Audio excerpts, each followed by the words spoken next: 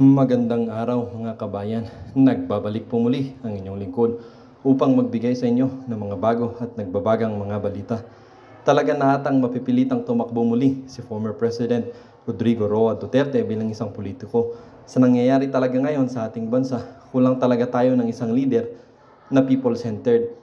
Ang mga nahahalal ngayon ay puro self-centered, puro kung saan sila nakikita ang kanilang iniisip. Dahil pa sa mga leader na ito, mas tumaas ang inflation rate ng ating bansa. Pamahal ang bilihin pero ang sahod man lang, hindi man lang tumataas. Kawawa ang taong bayan. Kaya ang pagtakbo muli ni Tay Digong ay talagang inaasahan ng buong Pilipinas. Para sa buong detalye, panoorin ang buong video at kung bago ka pa lamang sa aking channel, huwag kakalimutang mag-subscribe, pindutin ang notification bell at piliin ang all upang laging maging updated sa mga bago at nagbabagang mga balita.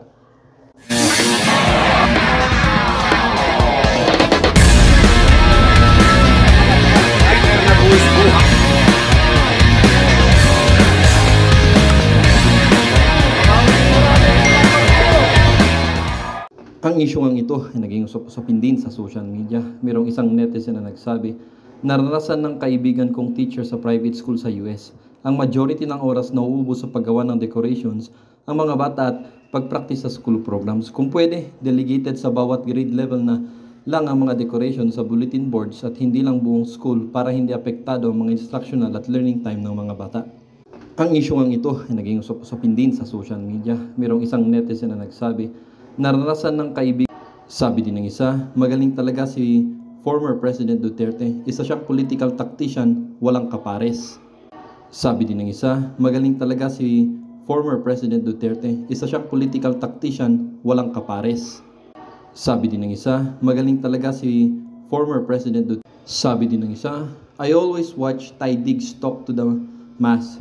Bless Sarah and Ty Diggs. Sabi din ng isa, I always watch Ty Diggs talk to the mass. Yan na pag-iisipan ng mga kalaban ng mga Duterte. Kaya walang katapusan yung bato ni Pangulong Duterte. Yan yung sinasabi natin na mahusay talaga si PRRD na gumamit ng media, no? Gumamit ng social media, talagang nakakagawa siya ng mga ng mga taktika na pinag-iisipan talaga ng mga kalaban. Hirap na naman po, no? Yung kalaban kung ano po yung gagawin nila sa mga hakbangin na to ni Pangulong Duterte. Pag-uusapan din po natin, ito po, no? Maglulunsad. Patapos po, alam ko bukas po matatapos yung piston na transport strike. Nanawagan na naman po yung Manibela. Isa pang malaking grupo po to.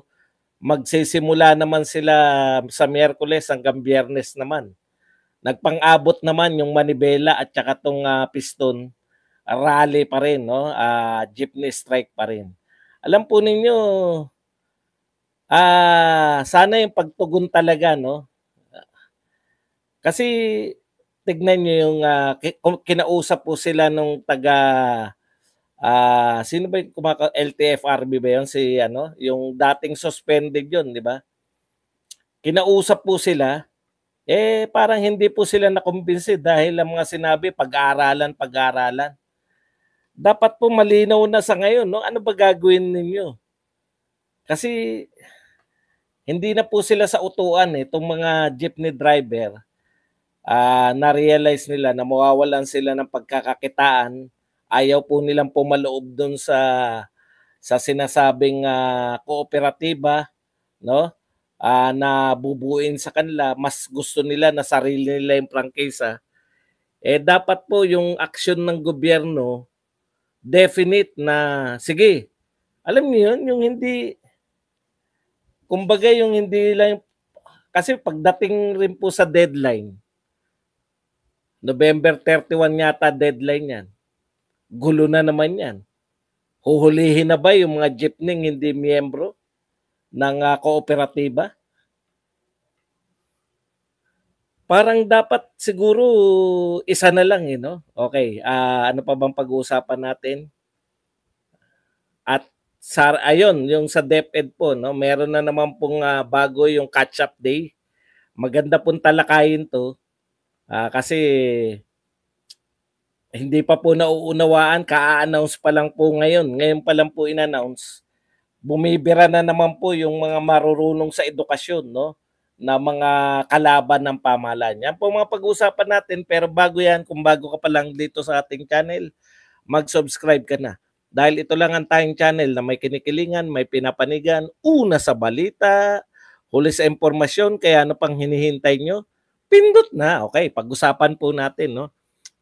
Unahin na po natin tong panawagan ni Pangulong Duterte. Siyempre, reaksyon po yan ng ama sa inaaping anak.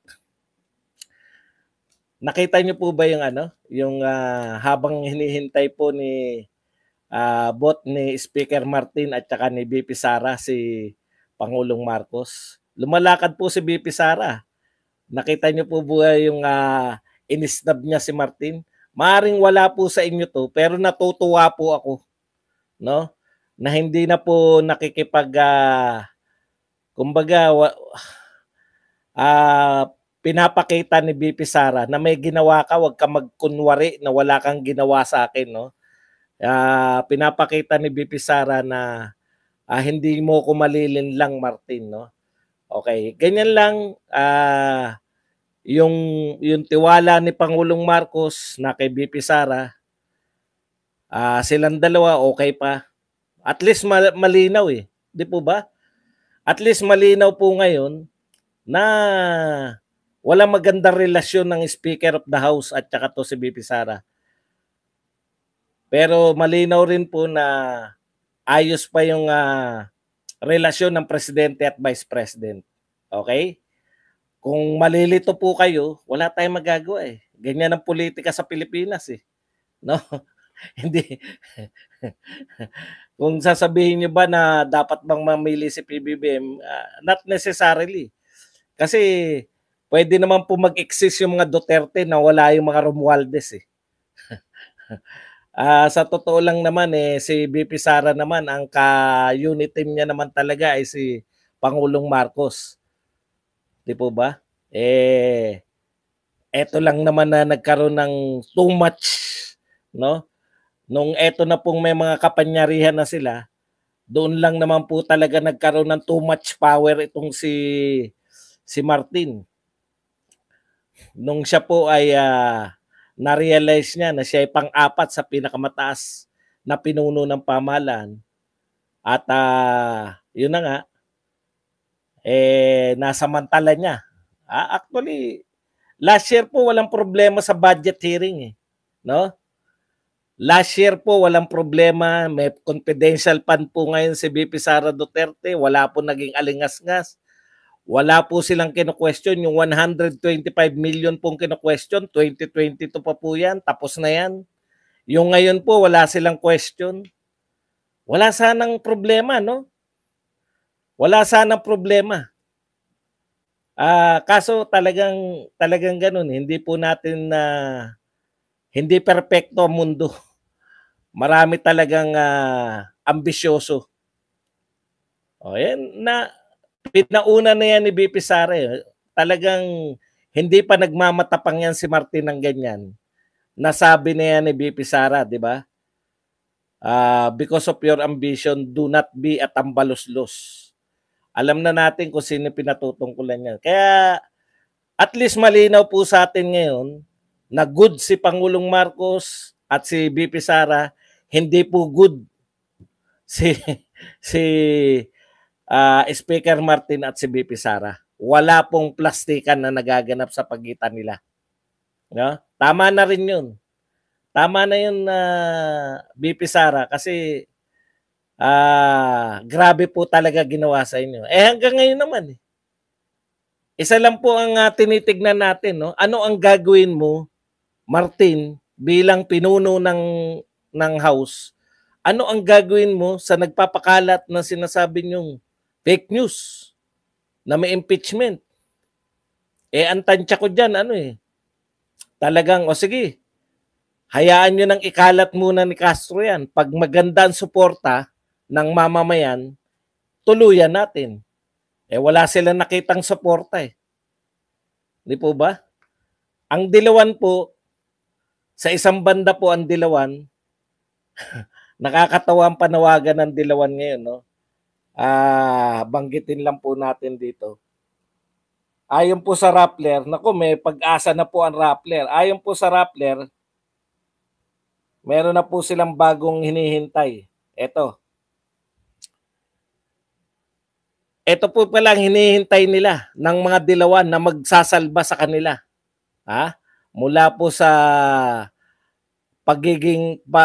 mula po sa paggunaw ng mga Dilawan. Ito po, ayon sa Rappler, hamon kay Dilima na itayo ang bandera ng oposisyon na dinurog ng disinformasyon at kaduwagan.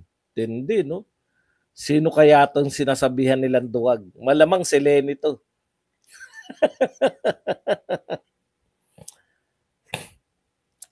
Ang pagpapasigla sa Pink Movement na umusbong sa pagkandidato ni Leni Robredo at ang pagtatanggol sa mga babaeng inalipusta ng lipunan dahil sila'y babae at walang boses. Okay. Mawalang galang na po, Rappler. Hindi po kailanman babaeng walang boses si Dilima. Actually, kagagawan niya rin yan. Hindi pa nag-iinit si Pangulong Duterte, binabanatan niya na eh. Mali rin sila ng tantya. Akala nila probinsyano, di ba? Taga Davao lang, walang kakayahan, maangas lang si Duterte, kayang-kaya nilang pabagsakin. Pag na-realize ng mga tao na mamamatay tao si Duterte, kusa magrarally ang mga yan, hindi po nagkatotoo eh, no? Yan po si Dilima, hindi po yan, pinalalabas nyo naman na parang aping-api. Ang tapang-tapang ni Dilima nung inuusig niya si Pangulong Duterte. Huwag po tayo magkunwari. Hindi po yan babaeng walang magawa dahil babae lang. Yan po yung babaeng may frailties of a woman. Hindi po namin matatandaan yan. So, lumilinaw na po, no? Sa isang banda po, may tatakbo sa mga Duterte. Yung pinangangambahan ninyo na baka mabwisit na nga si Sara Duterte, na mapipilitan po na tumakbo si Tatay Digong kahit Vice President. Puta, malakas na yun. Hindi po siya pwedeng tumakbong presidente. Vice President, pwede po tumakbo si Tatay Digong. Kung hindi po tatakbo si Sara, hindi po nila kakayanin si Tatay Digong pag siya ay kumandidato. Pag siya nanalo ng Vice President, hindi. So lumilinaw na po yung mga alyansa, no? Meron pa rin pong Dilawan, madudurog na po sila dahil pinamunuan sila ng inutil na leader nila si Lenny. Ngayon po ay pamumunuan po sila ng leader nila na punong-puno po ng pag-asa. At syempre yung tambalan po ni Martin at saka ni Tulfo na hanggang ngayon, pinapanood ko talaga si Tulfo. Nagkakasagutan sila neto ni ano, no? Ang hirap. Ako hindi ko po sinisiraan si Tulfo. Hindi ko po sinisiraan si Senator Tulfo. Kaya lang ang hirap niya pong maging leader. Sa totoo lang, pagka nakaset na sa utak niya, ngayon nga, senador, si Villar na eh. Kumbaga, pag nakaset na sa utak ni Tulfo, wala na kayong magagawa, walang pagkakontra eh. No? Walang pagkakontra na magaganap. Ayun. Hindi mo na siya makukontra. Walang amount na katwiran, walang amount na kagandahan ng argumento makakapagpabago sa utak ni Tulfo. Unlike po sa mga Duterte, nakita ko po yan maraming pagkakataon eh. Halimbawa po, ang panawagan ni Pangulong Duterte noon, yung isusulong niya yung federalismo. Nung nakita niya po, nung presidente siya, bakit hindi niya sinulong? Hindi na unawaan ng tao. Mahirapan tayo dyan. Siya na mismo nag-adjust kasi marunong silang kumapa ng gusto at hindi gusto ng tao. Ito, mahirap maging leader po to. Real talk po Pag siya nasa utak niya na dapat ganito ang mangyari, wala pong amount ng katwiran. kahit po tama yung katwiran mo, hindi tama. Basta na-set niya na, eto, tama ako rito, tama. O tignan nyo hanggang ngayon. Ang gusto niya lang naman dun, yung pagkapahiya niya na sinabihan siya na gumawa ng batas. Yun lang ang pinalabas niya kasi sinabihan pa ako rito na gumawa ako ng batas. O, di ba? Pero sa totoo lang po, wala pa rin naman nangyari. Meron na ba nalutas doon sa PTA? Sa mga boka-boka niyang nilabas doon?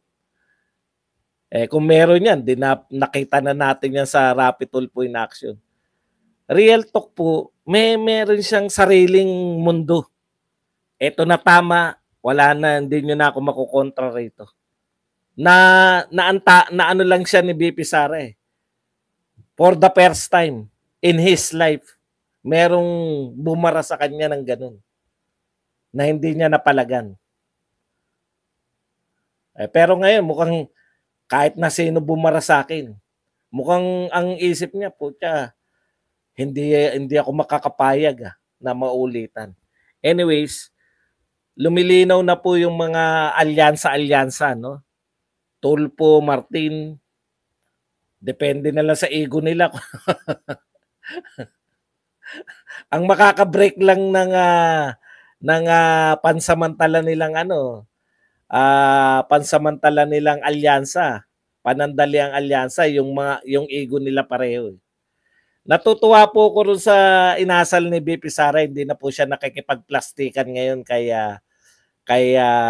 Speaker Martin. Sabi ko nga, sana pangatawanan na ni BP Sara na wala na talaga, bakit wala na talagang wala nang ugnayan, no, para kay Martin. Okay. Punta po tayo sa iba pang balita. Matapos po yung hindi pa po, pangalawang araw pa lang po ngayon ng piston, hanggang bukas po sila. Pagkatapos po niyan,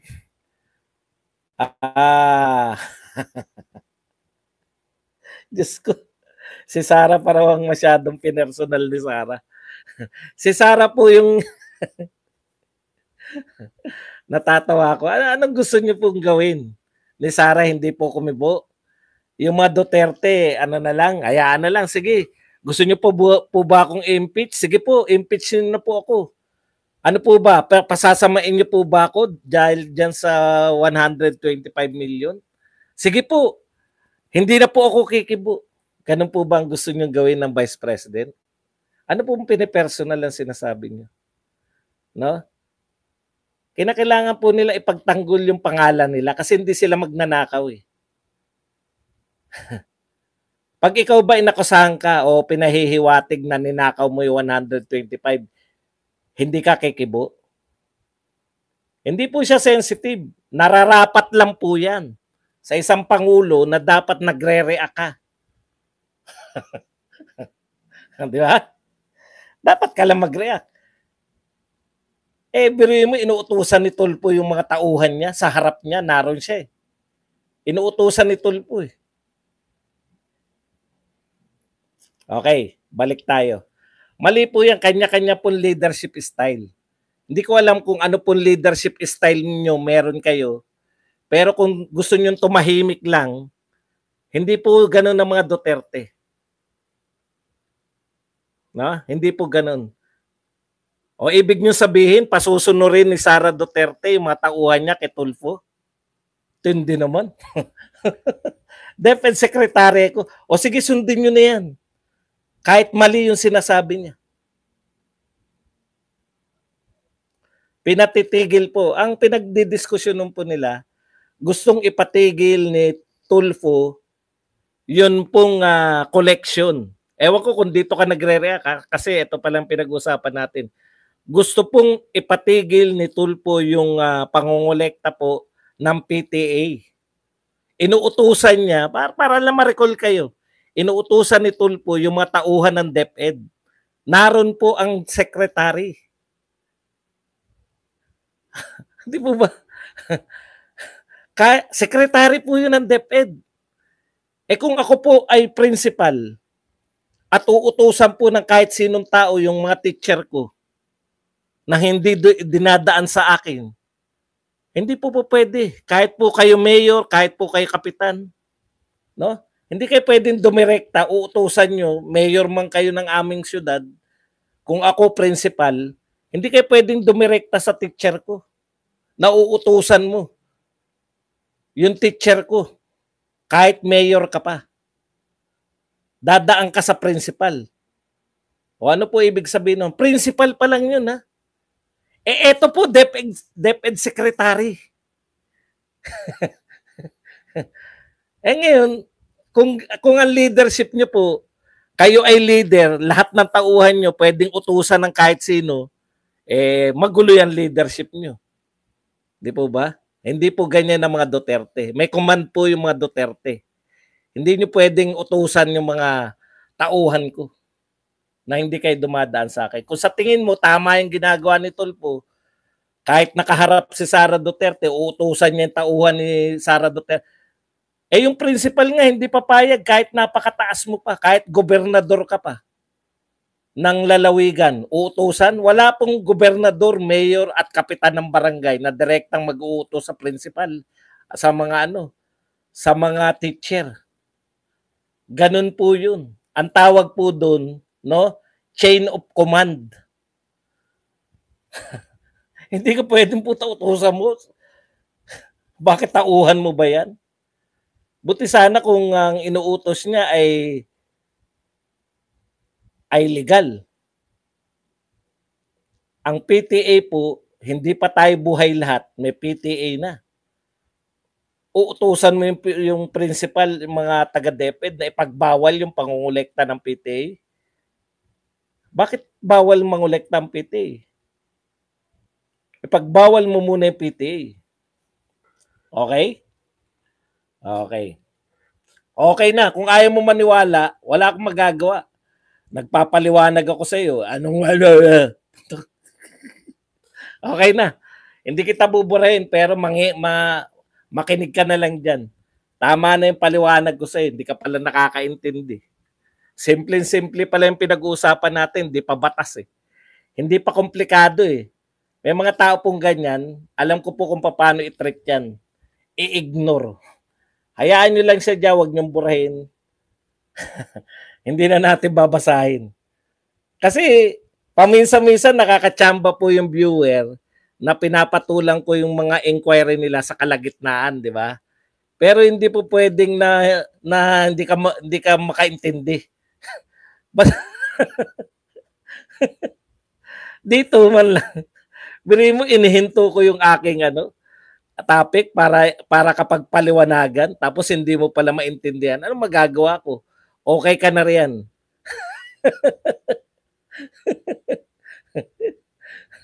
Makinig ka na lang para matuto ka. Okay.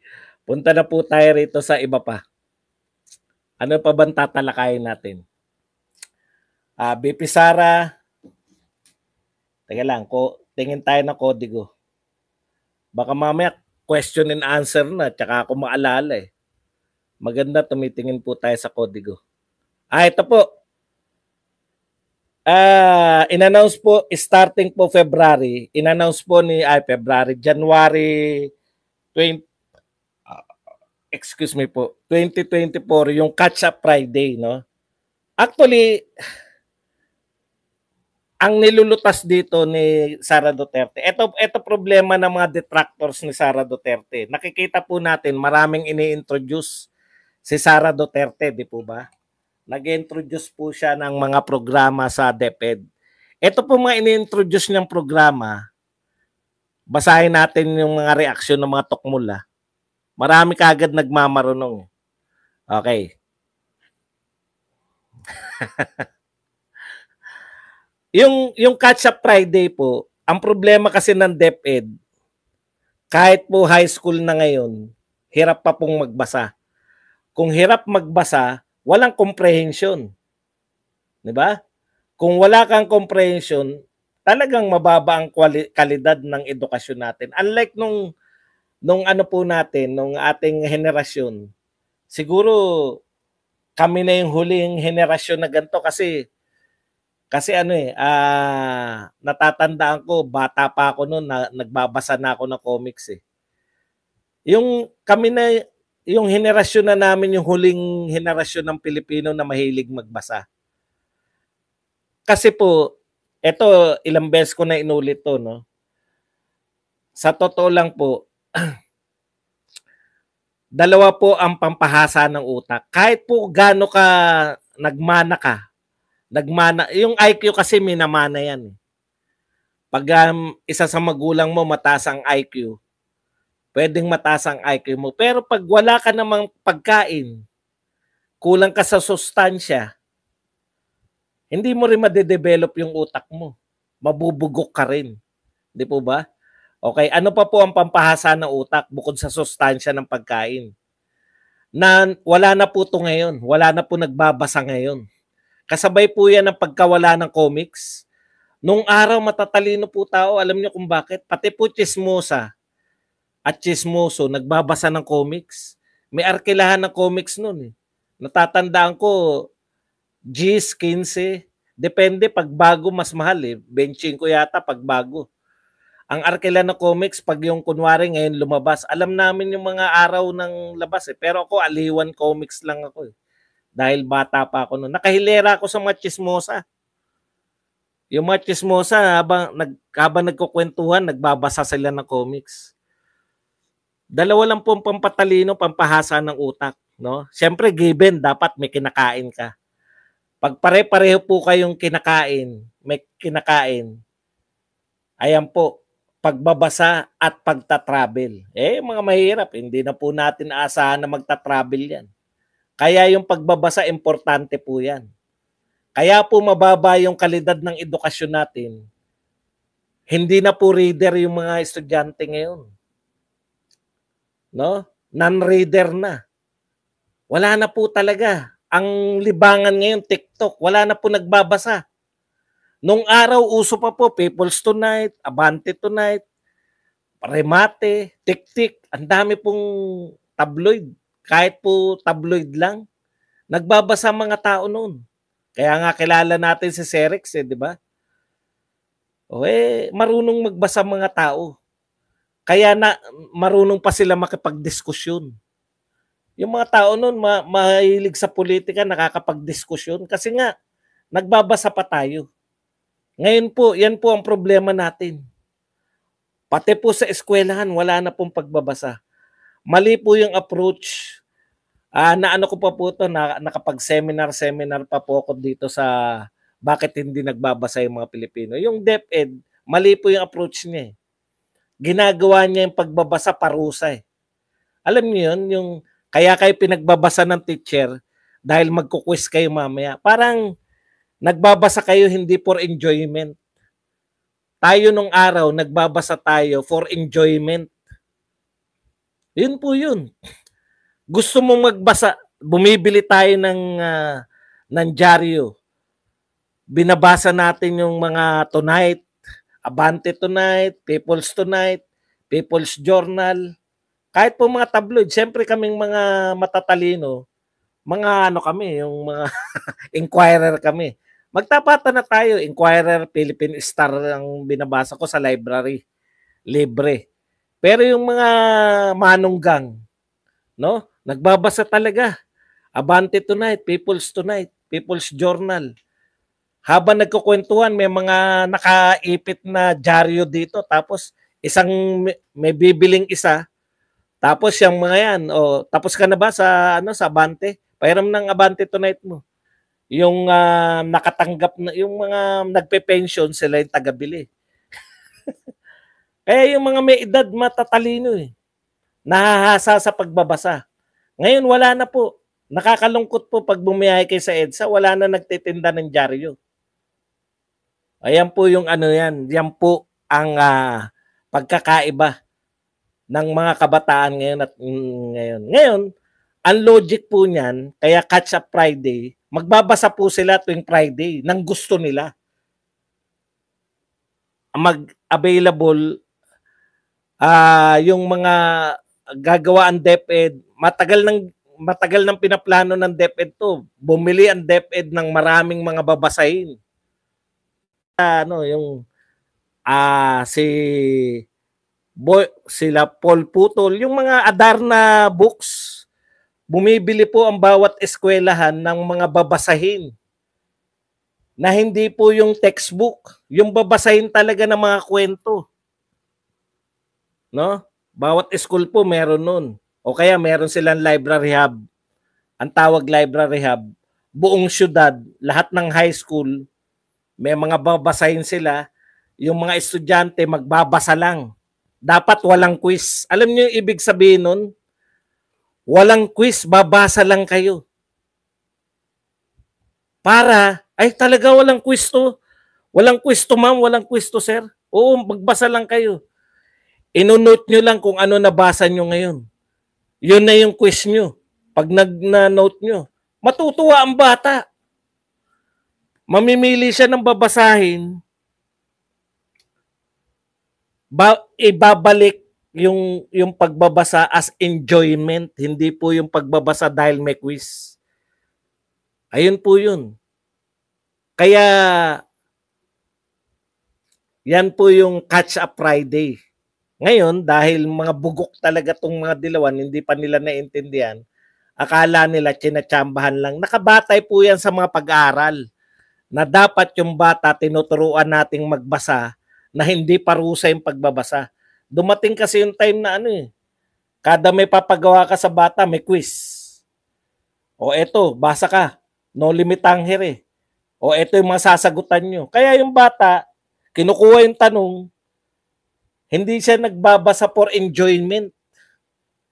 Hinahanap niya yung tanong, kasagutan sa mga tanong.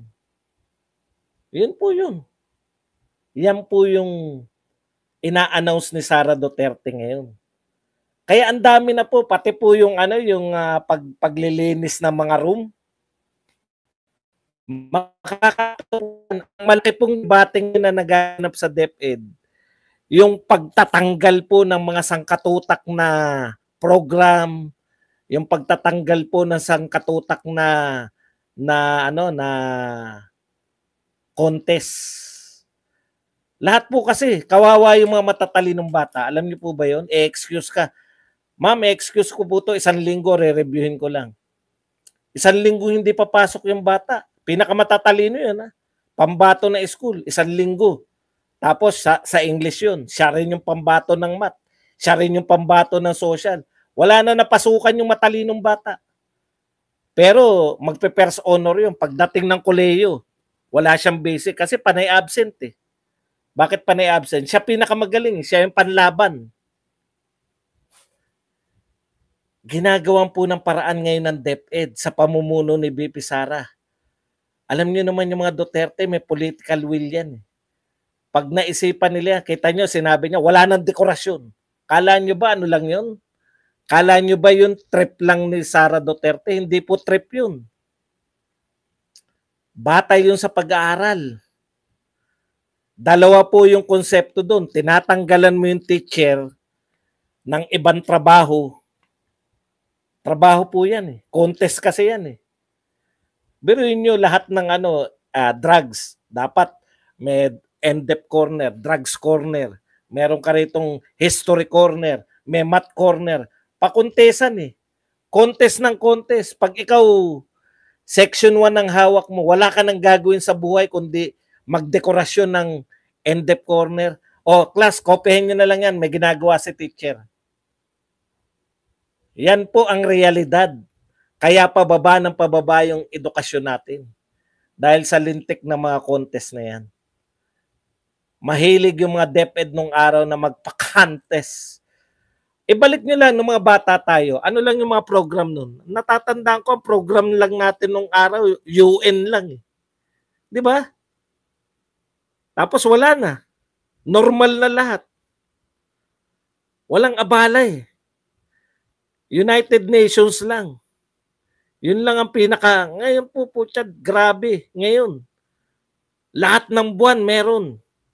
Sisimulan ng mga yung contest po. Grabe. Sayaw na lang ng sayaw mga bata. O Boy Scout lang. Tsaka yung UN lang ang pinaka-program nung araw. Simple lang. Ngayon po, napakadami ng pinagagawa sa DepEd. Alam nyo kung ano po ang unang ginawa ni Sara? Tigilan nyo yung DepEd ng mga smoking sa buong komunidad. DepEd na magkakarga. Pati po mga problema ng mga buong barangay. Gagawin pong mga evacuation center yung DepEd. Sila yung namumuno ng mga evacuation. Sama pa rin ang DepEd. Pag may anti-rabies campaign, nangunguna pa rin ang DepEd. Kaya dyan nagka-leche-leche. Biruin nyo, dengbak siya. Puta, DepEd. Di ba? Ang nag-ineksyon. Mga teacher na yata na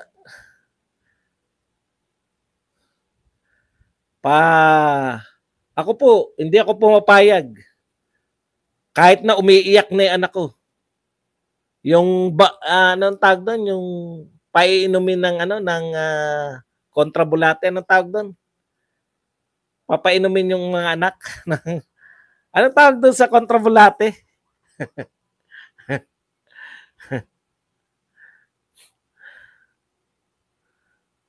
Ayun po yung yan po yung purga. Purga? Pupurgahin yung mga bata. Ano po ang kinalaman ng mga teacher sa purga?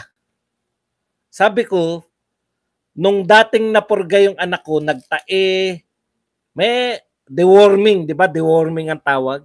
Sa totohanan lang po, ang nagde-deworming teacher na. Ite-train lang. Ang gagaling nga ng mga teacher eh. Biruin mo, ilang taong pinag-aaral niya, paano painom ng tunay na gamot. Tapos, training lang na isang araw yung mga teacher. Puta, mag-deworming na. Yung mga trabaho ng mga DOH, trabaho ng mga, lahat ng mga ahensya ng pamahalaan, pinapapasa sa DepEd. Yan ang unang tinutulan ni BP Sara. Sa mga nagsasabing wala siyang ginagawa, alam ko po yung ginagawa ni BP Sara. Pinatanggal niya lahat yan. Yung mga hindi proyekto ng DepEd, kung proyekto yan ng DOH, kayo magbakuna. Nung araw, di ba, ang nagbabakuna, mga nurses sa mga barangay. Putya ngayon, mag-i-schedule, merong teacher na nakatoka sa pagbabakuna. Hindi naman sila magbabakuna, yung i-schedule nila yung bakuna ng mga bata, pati yung ang dami pong trabaho ng teacher. Lahat ng kailangan ng DOH na impormasyon, teacher ang gumagawa. Paano pa makakapagturo? Kaya nasa tamang daan nakikita po natin. Hindi niya lang po alam yan na mga dakdak ng dakdak na tsumachamba lang si Sara Duterte. Hindi po. Nakikita ko po talaga na nasa tama. Ang resulta naman niya, makikita nyo, after na mga 4 years, siyempre hindi ngayon. Puta, kaupo lang ni Sara, wala pa 1 taon Ngayon lang at nagpatanggal ng mga dekorasyon Ngayon lang magpapabasa, di ba? O yung pag natuto na magbasa yung mga bata, tatagal pa yan, yung epekto niyan after 4 years pa.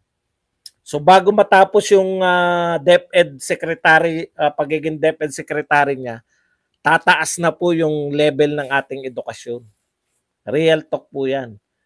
Pero pag binasa mo yung comment, sa napanood niyong video mga kabayan, ano naman po ang inyong mga opinion? Ang ating comment section ay bukas para sa inyong mga komento at reaksyon. Huwag kakalimutan, do not let your thoughts left unspoken. As citizen of this country, your opinions matter. Huwag pong mahihiyang magbigay ng inyong mga saloobin, mga kabayan. At syempre, huwag nyo din pong kakalimutan i-share ang video ito upang inyong mga kaibigan at kapamilya ay maging aware din sa kung anong nangyayari sa ating bansa. Huwag din kakalimutang mag-iwan ng like. Hanggang sa muli!